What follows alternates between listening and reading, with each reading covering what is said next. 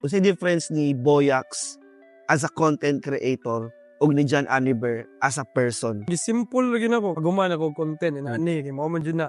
Dapat kibaw jud ka unsa imo ang trabaho ba. Dapat kibaw ka unsa imong gibuhat. Kay di ka kibaw unsa imong buhaton, diha man gud musud ang confusion gud.